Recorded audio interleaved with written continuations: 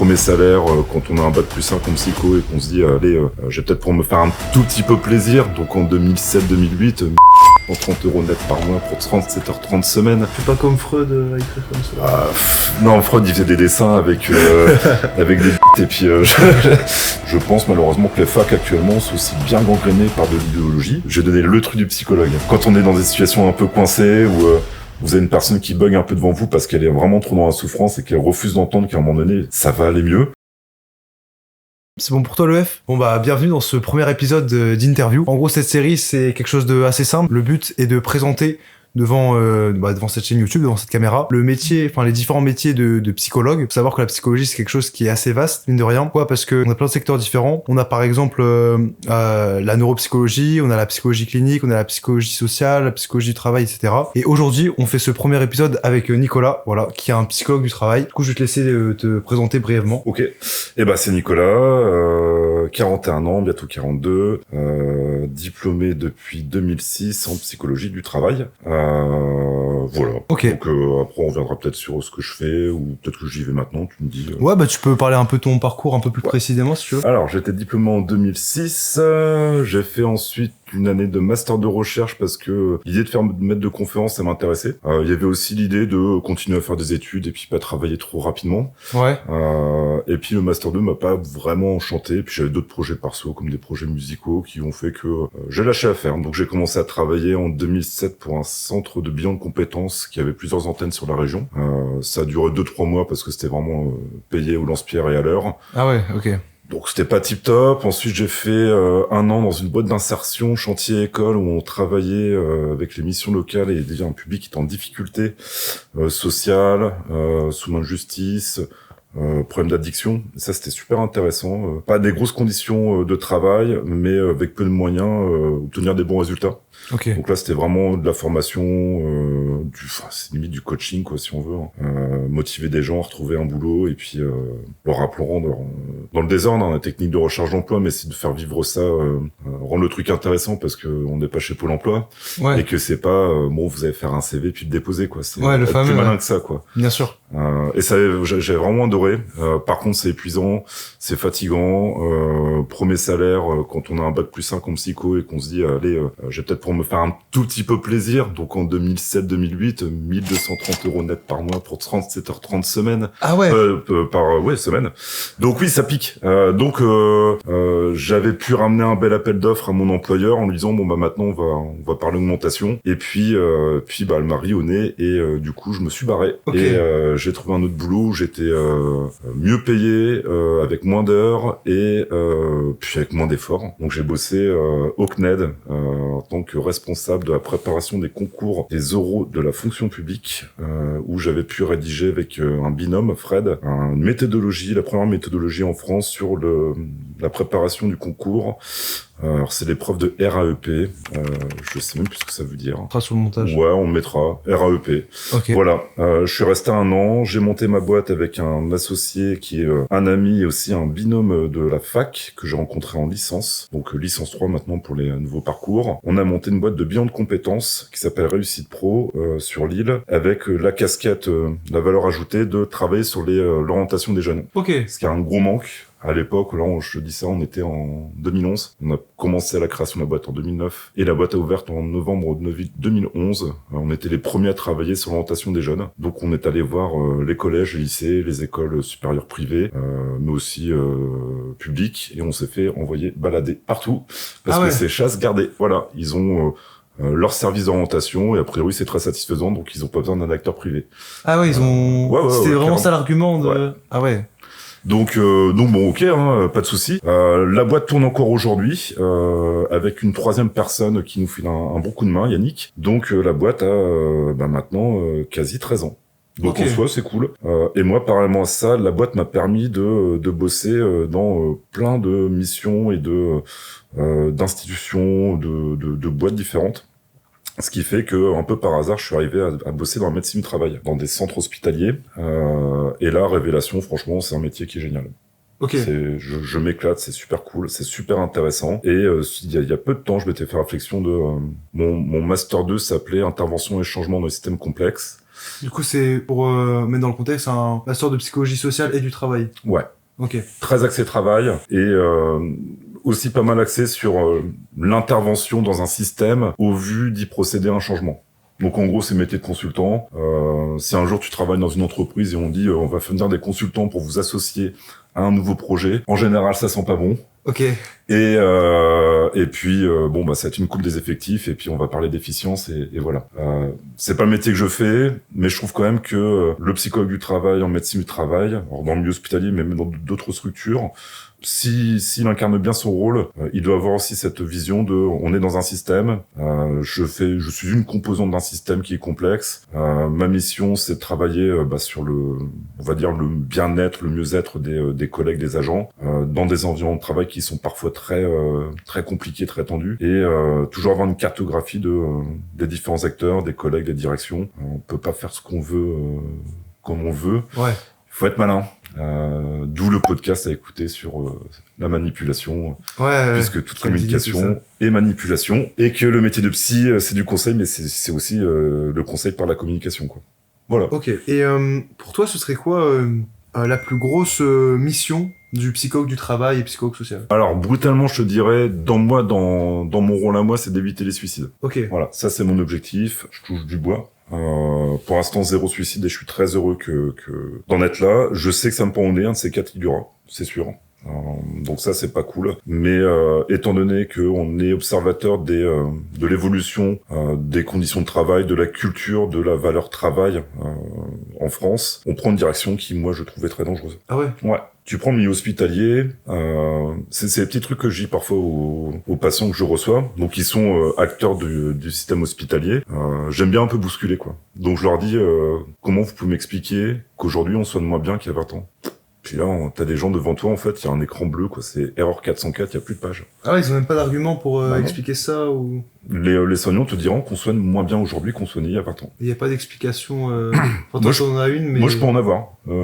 C'est multifactoriel, ça va être la tarification à l'acte. Tarification à l'acte qu'on appelle la T2A, c'est en gros, quand tu vas à l'hôpital, t'as un service qui s'appelle le département de l'information médicale ou le service d'information médicale, qui lui va passer sur les dossiers patients, puis il va se dire, bah tiens, là, on a fait tel acte, plus tel acte. C'est con, si on a fait ce 3e acte-là, on doublait la facture.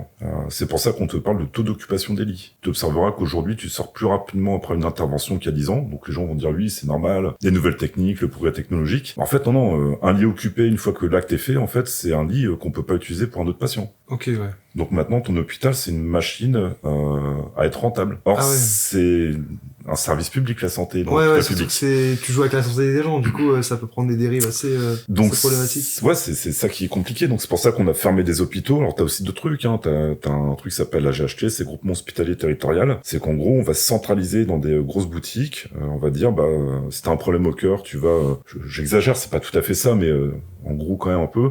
Si t'as un problème au cœur, tu vas à Lille. Par contre, si demain, je sais pas, moi t'as un problème à l'épaule, et tu vas aller à Lens. Ils sont pas partie du même GHT, mais en gros la logique c'est ça, c'est un établissement avec une spécialité. Et c'est pour ça que t'as des maternités qui ferment aussi, qu'on a fermé des lits, qu'on ferme des hôpitaux. Donc voilà, c'est pas le même rythme de travail. Les agents, on leur demande de tout tracer le patient à l'aide de l'outil informatique. Donc quand on fait ça, on n'est pas auprès du patient. Donc t'as des métiers où l'identité des métiers change. Un cadre avant connaissait tous les patients de son service. Aujourd'hui, il passe son temps à gérer des plannings parce qu'il y a des absences, parce que les gens en fait tombent comme des mouches. Et là-dedans, t'es psychologue du travail et tu reçois des gens qui fatiguent de plus en plus. Et toi, tu te dis waouh, c'est compliqué, quoi.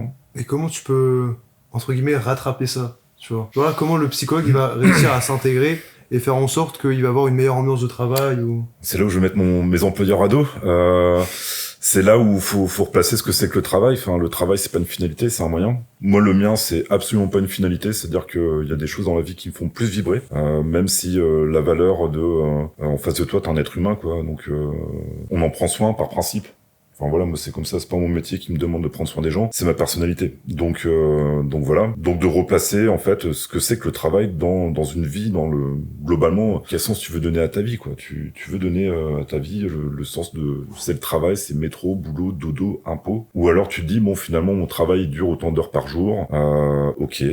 À côté de ça, j'ai ma vie perso, j'ai mes passions, mes centres d'intérêt, mes amis, ma famille. Ça c'est plus important, quoi. Donc est-ce que tu vas abîmer ta santé pour le boulot et donc du coup pour ne plus pouvoir en profiter avec des choses qui ont vraiment du sens et qui sont profondes. Regarde le stress et le flic qu'ont toutes les personnes quand tu vas leur dire bon bah ta boîte peut-être qu'elle va fermer et tu auras plus de boulot quoi. Ah, comment je vais faire? En fait tu vas faire comme tout le monde, tu vas rebondir. Enfin moi c'est mon avis hein. Ouais, c'est intéressant de voir cette vision parce que c'est vrai que surtout les jeunes ils ont vraiment peur de la projection de par exemple je vais grandir et je vais travailler par exemple 30 ans dans la même boîte, tu vois. Plus possible. Ouais, et parce qu'en fait ils ont trop l'image en tête de comme t'as dit métro, boulot, dodo, impôts et tout.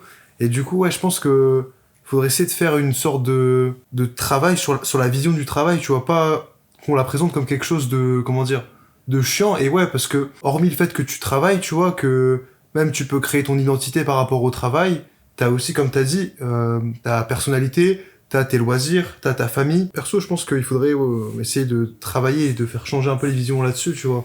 D'où je pense le rôle du psychologue du travail, tu vois. Essayer de voir, entre guillemets, la réalité sous un autre prisme, tu vois. C'est intéressant ce que tu dis parce que selon moi, je te rejoins, hein, c'est le rôle du psychologue aussi, quoi. C'est arrêter de focaliser sous un certain angle de vue qui te fait mal, en sachant qu'il y a une infinité d'angles de vue, quoi. Et après, c'est aussi responsabiliser les gens. Enfin, ton métier, tu l'as choisi, mais tu choisis d'y rester.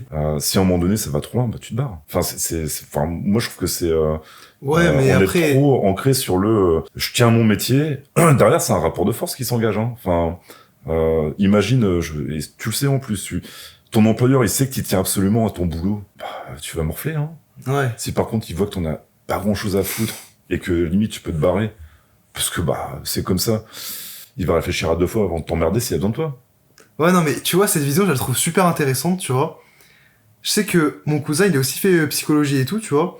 Et je trouve que cette faculté de flexibilité, de dire si c'est pas bien là, je vais ailleurs, par exemple, et c'est vrai que moi je trouve que c'est quand même compliqué à avoir pour certaines personnes, genre même moi, j'ai du mal, tu vois, je suis beaucoup dans le biais un peu de l'engagement, tu vois, en mode je me dis, là, je suis ici, du coup je vais continuer parce que, je sais pas, j'ai déjà fait 2 ans, du coup je vais continuer, tu vois, par ce biais, et c'est vrai qu'en vrai, si on peut avoir cette flexibilité d'esprit en mode...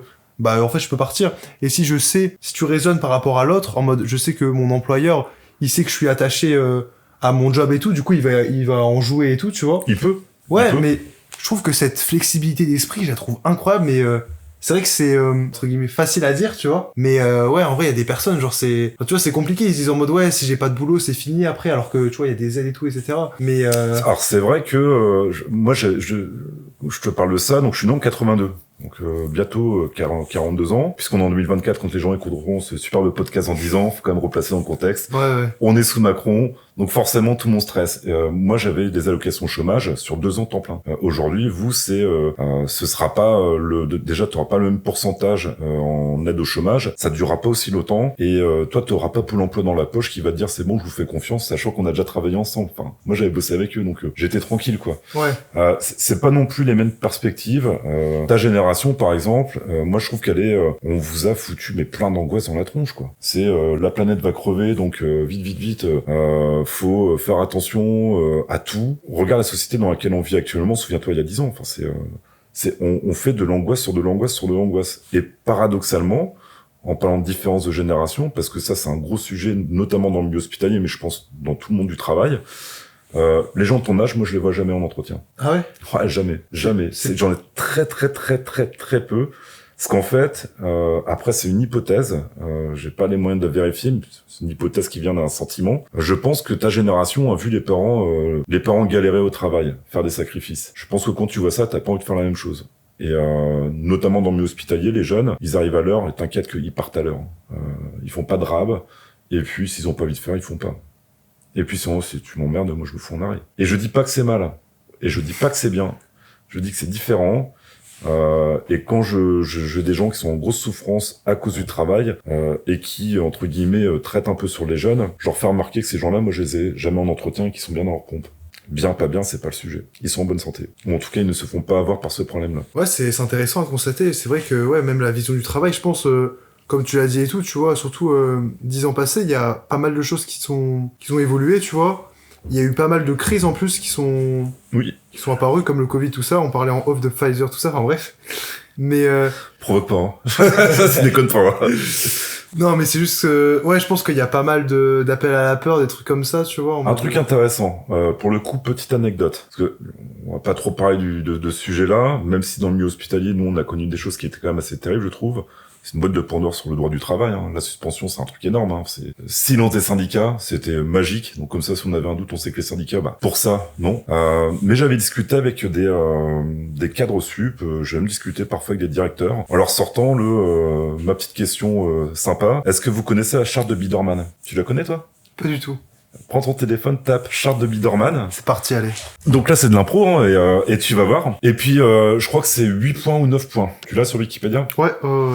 Donc maintenant, on se souvient, période Covid, ok? Regarde les 8 points. Ah oui. Voilà. Ah ouais. Alors, c'est quoi le premier point? Isoler la victime. Ok. C'est quoi le deuxième point? Monopoliser la perception. Ok. C'est quoi le troisième point? Induire l'épuisement. Ok. Vas-y, ensuite. Présenter des menaces. Ouais. Montrer des indulgences occasionnelles. Ouais. Démontrer la toute-puissance du pouvoir. Ouais. Dégrader la victime. Ouais. Et enfin, exiger des actions stupides et insensées. Alors, vas-y. On prend le premier point. Isoler la victime, on fait pas de dessin. L'attestation, le confinement. Bah, c'est ça. Deuxième point, c'était quoi déjà? Monopoliser la perception. Alors, tous les soirs à 20h, on avait soit le décompte de morts, soit le décompte de cas positifs. Troisième point. Induire l'épuisement. Ok, peut-être qu'on va déconfiner, mais finalement, on va continuer de confiner. Bah c'est ça, c'est la soumission un peu par l'acceptation, tu vois, si on dit tout le temps ça, on dit tout le temps ça, du coup à la fin tu souffles, mais tu dis bon bah c'est tout le temps comme ça, du coup... J'accepte. Voilà, c'est ça, c'est terrible. Et vas-y, ensuite, il y avait quoi? Présenter des menaces. Bon, si tu fais pas le vaccin, t'es suspendu. Ouais, c'est ça. Ensuite. Et tu peux mourir et tout, tu peux avoir des trucs...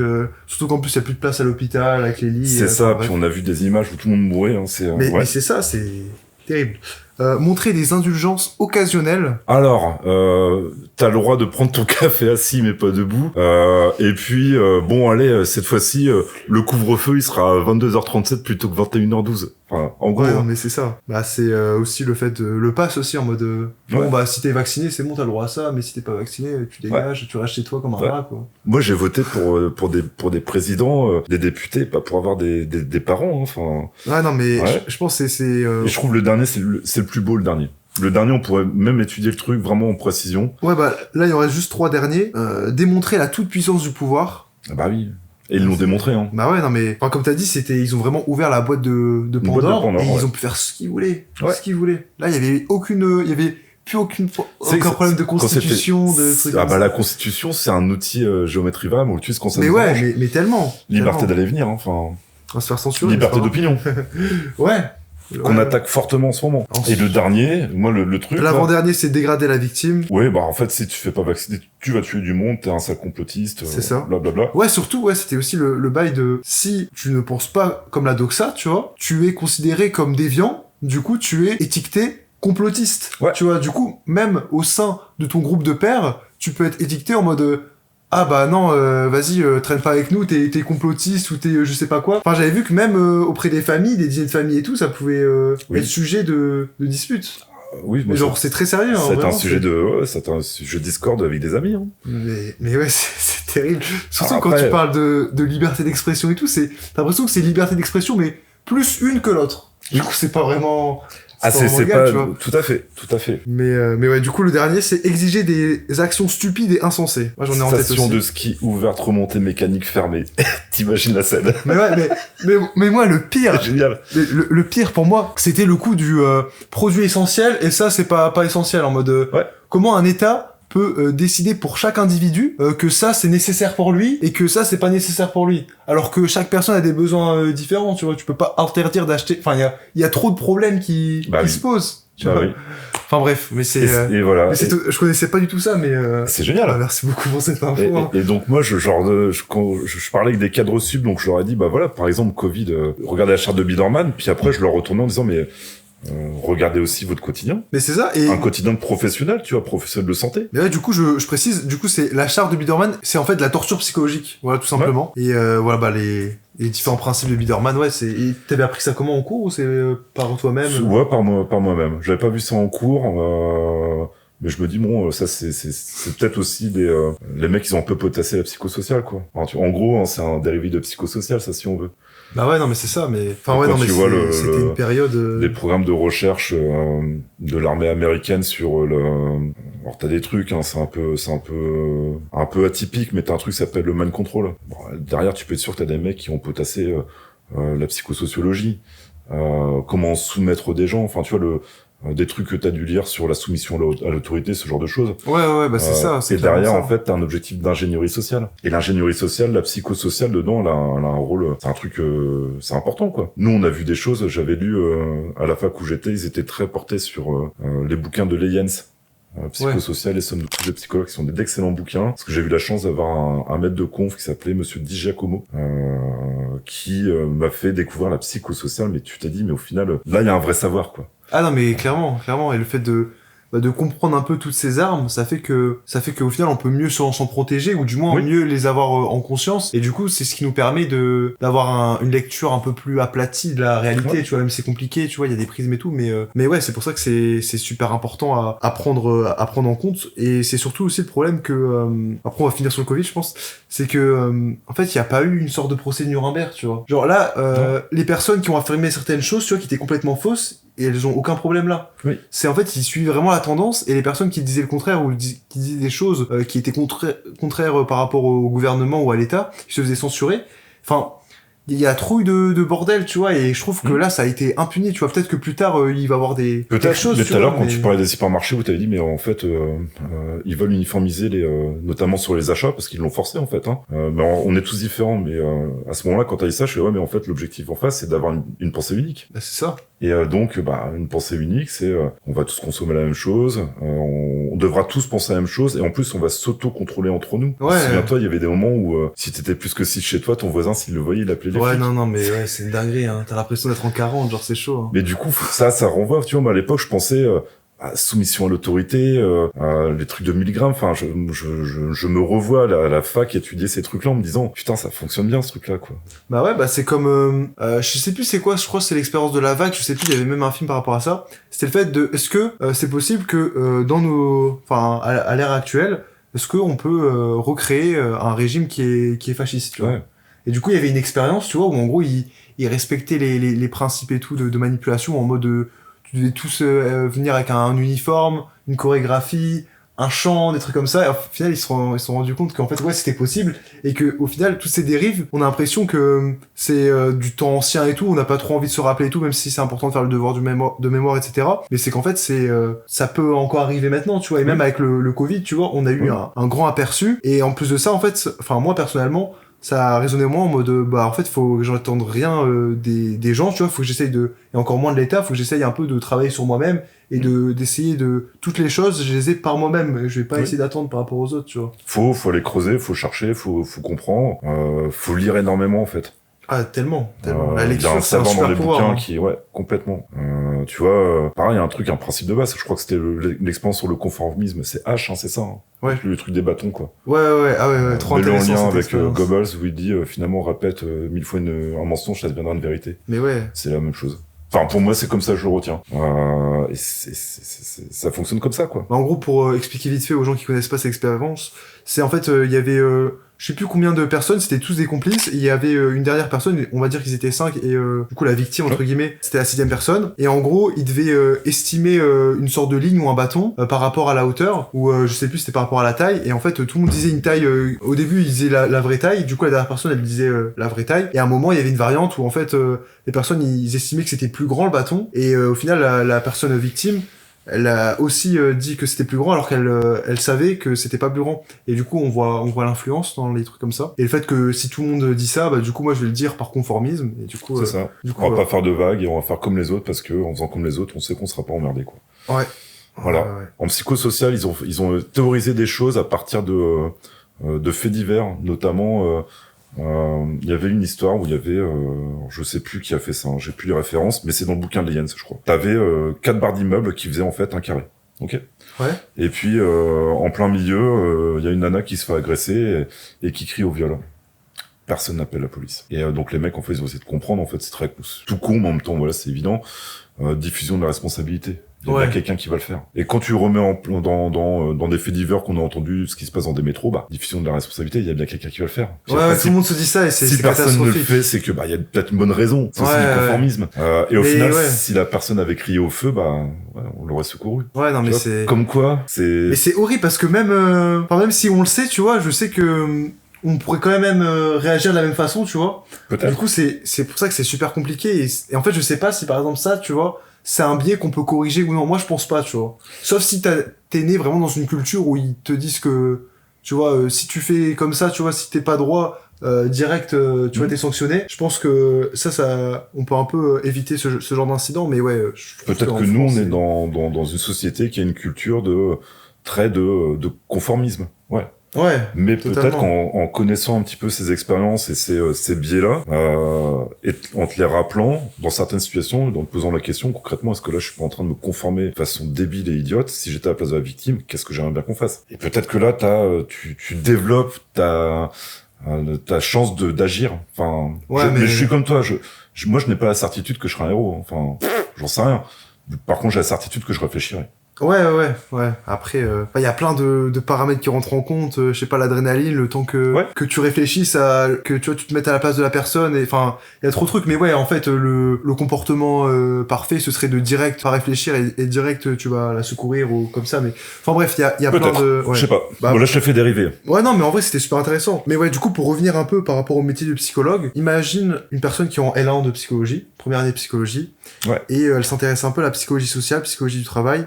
Est-ce que pour toi, il y a une différence, plus ou moins grande, entre ce que tu vois à l'école, que ce soit les théories de psychologie sociale, de psychologie du travail, organisation, etc., et la réalité du travail? Ouais. Moi, j'avais fait, comme je t'avais dit là avant, je suis allé sur 2 facs différentes. Et j'ai fait mes 4 premières années sur une fac publique et la dernière dans une fac privée. Donc il y a aussi ça. Hein. Je dis pas que le privé est mieux que le public ou inversement. Enfin, le débat, il est pas du tout là. On peut pas tirer de conclusion comme ça. Mais je pense que les premières années de fac, par exemple, c'est des années où on va faire le tri. Donc tu vas pas voir des choses très concrètes, quoi. Tu vas être beaucoup sur, en fait, faut apprendre du par cœur. On fait un tri en faisant des stats comme ça, ceux qui sont trop littéraires à passer mathématiques, qui dégagent. On va te prendre la tête avec il y a tellement de domaines en psycho que dans la première année, on te fait voir des trucs qui peuvent tu peux t'y perdre et puis ça peut te saouler. Puis on est tellement loin de ce que c'est que la réalité du métier de psychologue. Et en même temps, la réalité du métier de psychologue, il y en a pas une, il y en a une infinité. C'est-à-dire que je reprends pour mon cas, hein, et ce que je vais te dire, c'est mon regard, c'est mon avis perso.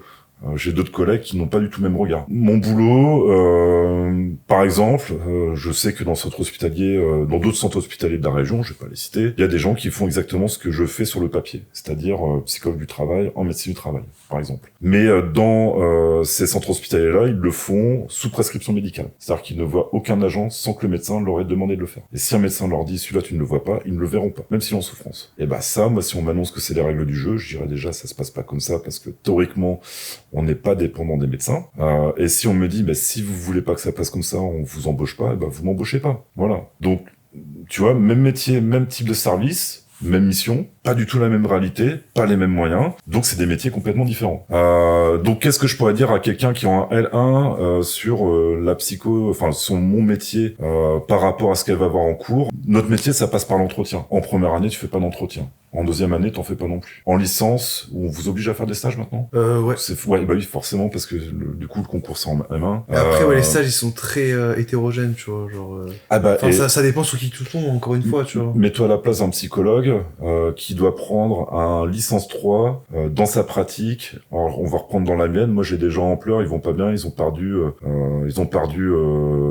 un être proche ou ils ont vu un petit gamin en maternité crever sous leurs yeux. Ramène quelqu'un qui est en licence 3 et propose à la personne, est-ce que ça vous dérange pas que ma stagiaire observe l'entretien? C'est chaud, hein, c'est compliqué. Hein. Et la conduite de l'entretien, c'est un truc qui est... on peut théoriser ce qu'on veut. Hein. Sur les différents types d'entretien, le truc où c'est toi qui drive, le truc où tu... libre association des mots. Ouais.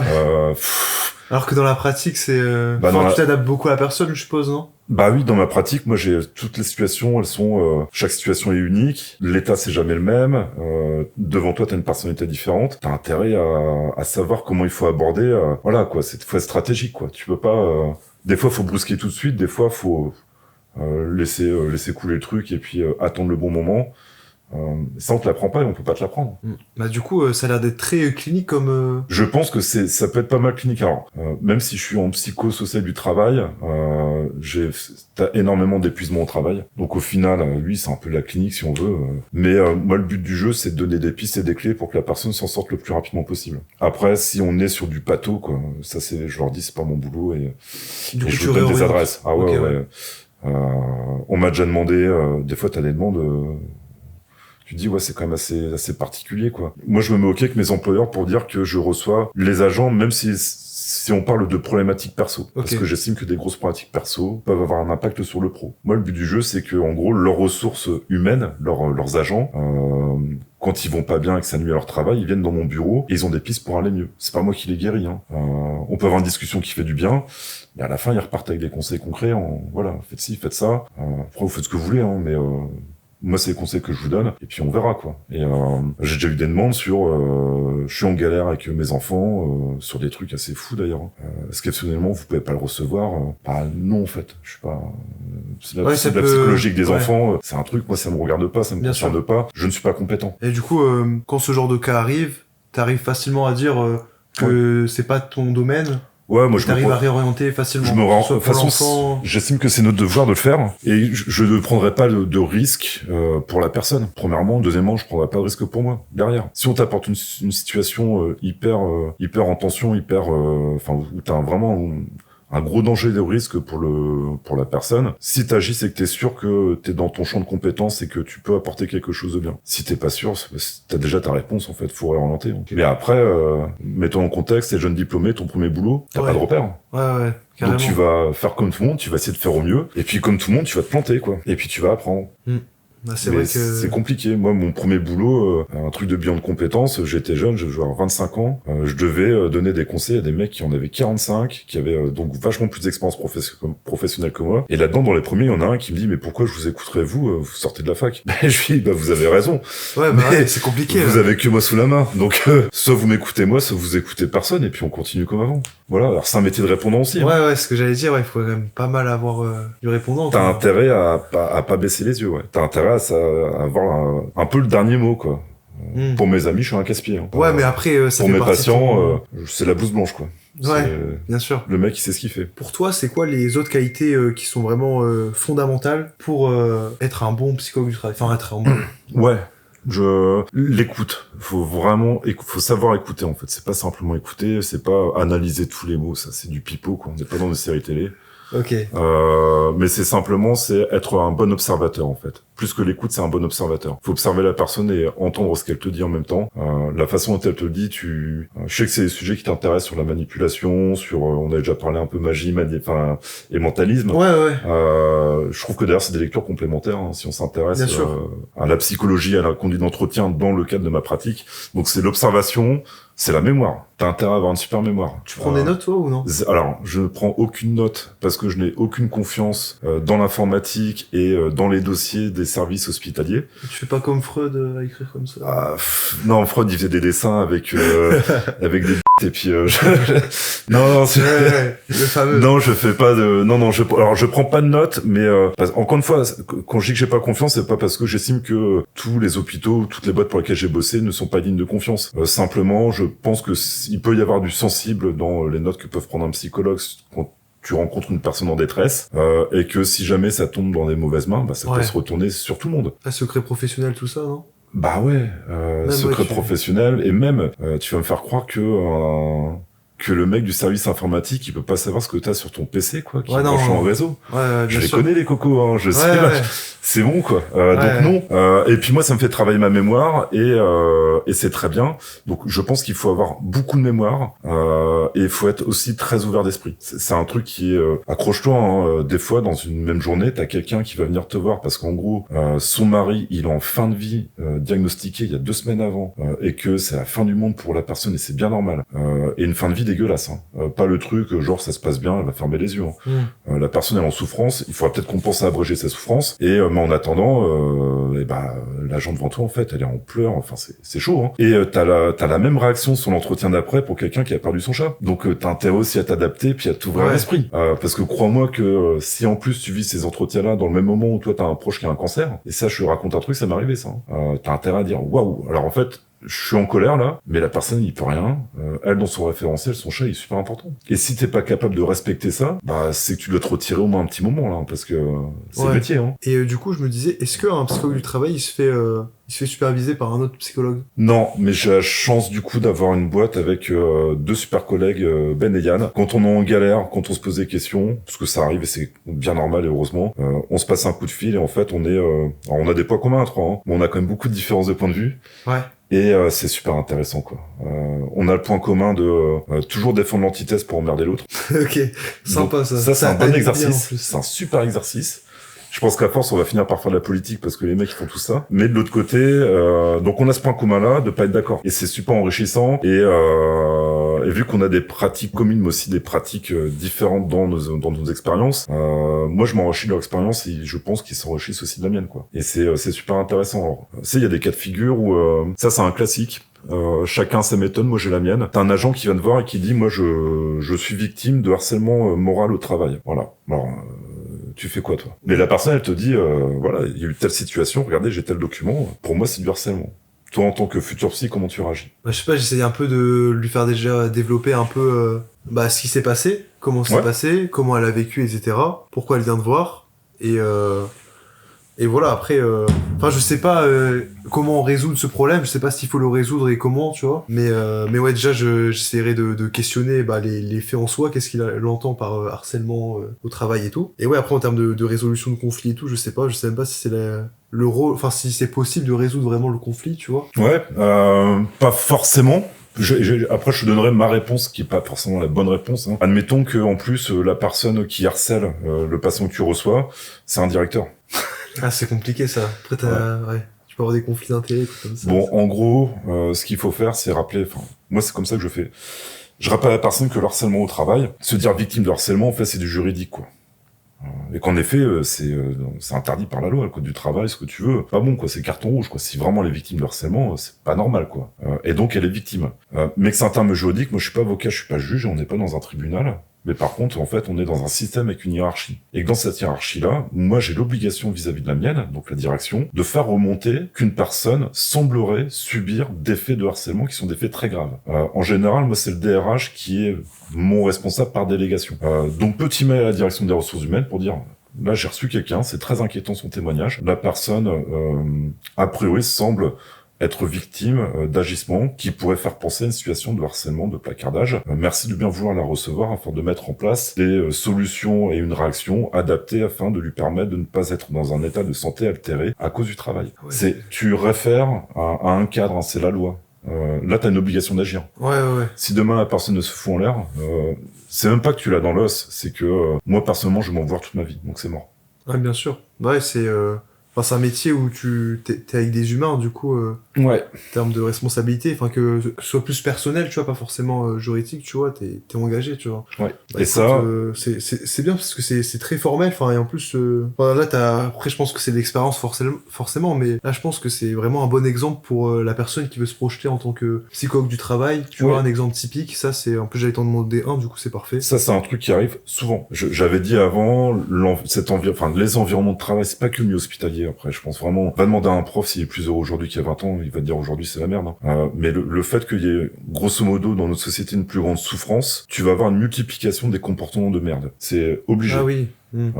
T'es pas bien dans tes pompes, tu te fais chier 35 heures minimum semaine pour avoir un pouvoir d'achat qui est littéralement bouffé, tu fais jamais rien de bien, à un moment donné, tu craques, tu vas faire chier ton collègue parce que c'est comme ça, lui il vit des situations merdiques et ça l'impacte vachement plus, et puis survient des drames, hein. Et là-dedans le psychologue, il est quelque part, va intervenir après le suicide d'un agent, quoi, va expliquer à ses collègues, des gens qui le connaissent depuis 20 ans, qui l'aiment encore, c'est tout frais, que le temps fera les choses et qui malheureusement lui il est plus là, quoi, et que c'est triste. Et enfin, tu vois, tu fais quoi? Enfin, c'est dur, quoi. Non, mais c'est super dur. Même en termes de engagement, tu vois, en tant que psychologue, quand après tu rentres chez toi et tout, après avoir entendu tout ça et tout, c'est... Bah, du coup, j'écoute des podcasts. Non, mais sérieusement. Ouais. Là, j'ai pas mal d'heures de route pour aller bosser, donc j'écoute des podcasts et puis je débranche mon cerveau et j'éteins. Le pro ne peut pas m'appeler quand je suis chez moi. Ouais, bah ouais. Tu fais des frontières bien définies entre pro et perso, tu mêles jamais les deux. Non. Ok. Non, faut couper. Là, j'ai des collègues, ça fait des années qu'on se connaît, mais putain, c'est toujours dangereux quand t'es psy, quoi. Parce que t'as les potins, toi, ce que je dis aux agents, c'est un hôpital, mais comme une grosse structure, c'est un Game of Thrones, en fait. Moi, je suis Littlefinger, en fait, j'ai toutes les infos. Ouais. Bah ouais. Donc, et t'as des gens qui aiment bien, qui sont curieux sans être psychologue. Qualité aussi à avoir pour un psychologue, c'est la curiosité. Ouais. Tu peux pas être un bon psy si t'es pas curieux. Pour creuser, etc. Ouais. Faut s'intéresser à aux passions des gens, leur centre d'intérêt, à ce que eux les animent, quoi. Enfin, si tu veux connaître la personne, faut que tu sois curieux. Donc oui, non, c'est un métier où moi je conseillerais pas d'être trop copain quand t'es psy. Ouais, bien sûr. Parce que t'as des infos sur tout le monde et à un moment donné, tu peux pas être conscient de tous les enjeux. Voilà. Faut être carré là-dessus. Donc c'est la discrétion aussi quelque part, quoi. Ok. Bon, en tout cas, franchement, c'était super intéressant. Pour conclure un peu tout ça, pour toi, du coup, c'est deux questions. Pour toi, c'est quoi les plus gros obstacles en tant que psychologue, que ce soit de manière générale ou plus dans ton secteur social du travail, et aussi les mots que tu dirais à quelqu'un qui voudrait se lancer? Alors, les plus gros obstacles, moi, ça va être mon caractère et mon côté un peu sanguin, parce que en fait, on fait face à beaucoup d'injustices. Petite anecdote, sur un boulot, à un moment donné, j'ai dû avoir sur une matinée 3 infirmières de bloc opératoire qui se plaignaient d'un chirurgien qui avait un comportement qui était vraiment dégueulasse, quoi. Donc en fait, jeune travailleur, je suis allé voir directement dans le bureau des ressources humaines en allant voir directement un DRH en pétant en plomb et vraiment en hurlant, quoi. Ah ouais, carrément. Ouais. Mais j'étais jeune travailleur. Ouais. Donc là, autant dire que la patience et la stratégie, j'avais rien, quoi. Et très sympa, hein, elle m'a expliqué que j'étais bien gentil, mais que j'étais surtout très con, et que c'est pas comme ça que j'allais ranger les problèmes. Bah là, pas tort, quoi. Ouais, c'est ce que j'allais dire. C'est compliqué à encaisser, surtout quand t'es jeune et tout, et que c'est tes premières expériences, mais ouais. Et en gros, le plus gros obstacle, moi, c'était de travailler ma patience, quoi. Tu sais, des fois, t'as des gens, la solution, elle est évidente. On n'est pas là pour donner la solution, théoriquement. Des fois, tu la donnes, parce qu'en fait, je rappelle quand même que avant d'être psychologue, t'es quand même quelque part plus ou moins un soignant. Ouais, quand t'es soignant, le but du jeu, c'est d'enlever le plus rapidement, le plus durablement la souffrance. Si t'as la solution, tu vas pas lui faire, bon, attends, elle est quelque part par là, ton avis c'est quoi? Tu dis, bah, fais ça. Ouais. Et elle te dit oui. Puis 6 mois plus tard, à un entretien tous les mois, c'est toujours pas fait. Tu dis, putain, enfin... c'est rageant, quoi. Donc ouais, faut être bien patient. Faut être super patient. Moi, ça a été un obstacle. Maintenant, je suis hyper patient. Je m'épate moi-même, mais en fait, faut être enfin, c'est un métier de patience et de stratégie. Si vraiment t'es animé par si l'injustice t'emmerde, je pense que c'est très bien que la justice t'emmerde, sinon faut pas faire ce métier-là non plus. Mais faut être patient et stratégique. Des systèmes, ça se change dans le temps. Tu peux y contribuer, t'as une pierre à mettre à l'édifice. Il faut le faire de façon intelligente et il faut le faire dans le bon sens. Moi, je participe beaucoup au service public dans mes métiers, mais pas que.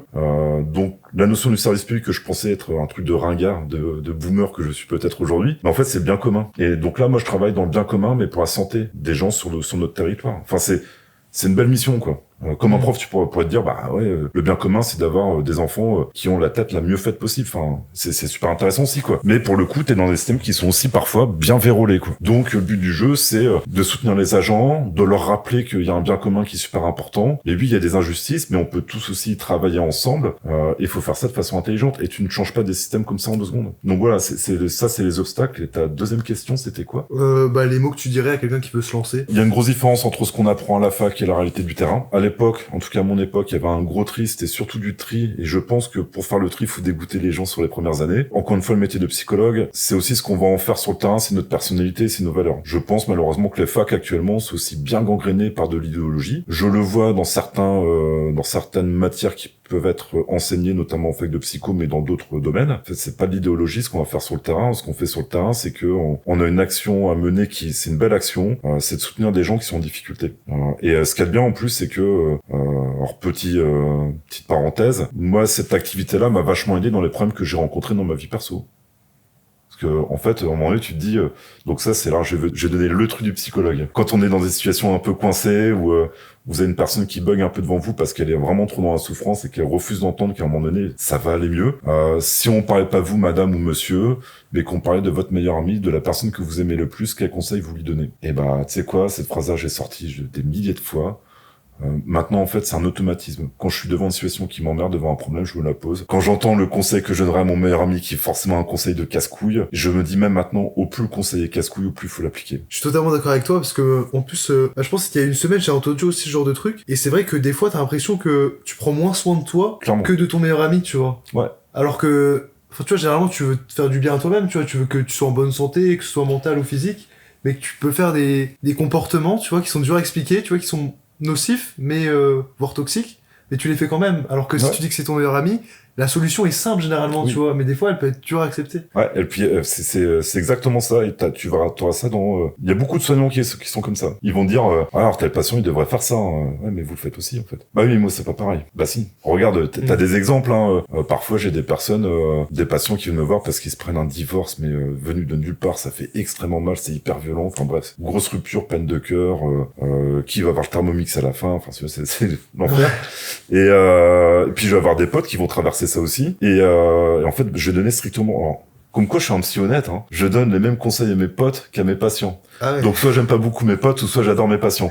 Ouais. Mais il y a un truc entre les deux. Et quand ça t'arrive à toi, moi maintenant, si ça devait m'arriver, je me dirais, ok, en fait, quels conseils je vais donner à mes patients, je vais les appliquer, point barre. Donc, ça va être de sortir, de voir du monde, de faire des choses qui m'occupent l'esprit, de bouquiner, d'en remettre en question certaines choses et de se dire que dans toute épreuve, en fait, c'est l'opportunité à ne pas louper de refermer certaines failles. Alors, c'est super intéressant comme discours, et c'est enfin tu vois vraiment toute l'expérience du psychologue dans cette fin d'interview. Non, franchement, Bon, cool. en plus c'est des trucs que les profs des fois ils nous disent pas trop, tu vois, parce que en fait ils ont pas le temps de développer leur pratique. Ils peuvent donner quelques exemples, mais là le fait qu'on puisse se poser et parler comme ça, enfin même en termes de développement personnel, quand on entend ça, tu vois, ça, enfin moi tu vois, ça m'aide beaucoup, tu vois. On va en profiter, je vais mettre un petit taquet à tes profs que je ne connais pas. Ouais. Mais s'ils avaient plus de pratique, peut-être que ça aiderait. Elle est belle, hein. Elle est pas mal. On va la garder, ouais. On va la mettre. Ouais, tu la coupes parce que, enfin, moi, ça va. De toute façon, je vais plus refaire de master, j'en ai rien à foutre. Okay. Donc, mais c'est un petit taquet. Mais c'est pas que pour tes profs à toi que certains je connais, ils sont très bien. C'est pas ça. C'est globalement, c'est aussi à questionner un système. On enseigne des professions à la fac avec des gens qui ne sont plus sur le terrain. Ouais. Mais qu'il y a une différence Qu'il y ait des chercheurs, oui, en effet, on va faire ça à la fac, dans des labos, pas de souci. Mais comment on peut t'enseigner à conduire un entretien quand ça fait 20 ans qu'on en a plus fait? Ouais. Moi, j'en fais tout le temps, quoi. C'est-à-dire, il y a des années, je te pète le 1000 entretiens par an. 1000 entretiens par an? Ouais. Là, j'ai déjà fait 1000 entretiens par an. Là, je suis un peu moins, mais je dois être à 700-800. Donc, j'ai de l'entraînement. Ouais, bah ouais. Tu m'étonnes. Mais quelqu'un qui t'a fait, je sais pas moi, une centaine d'entretiens il y a 10 ans, bah non, en fait, c'est plus les mêmes patients, ça va pas. Ta génération, elle parle pas le même langage que la mienne. Et totalement, ouais. Donc voilà, c'est la question que je pose, quoi. Ok, bah très voilà. belle ouverture. T'as vu, hein?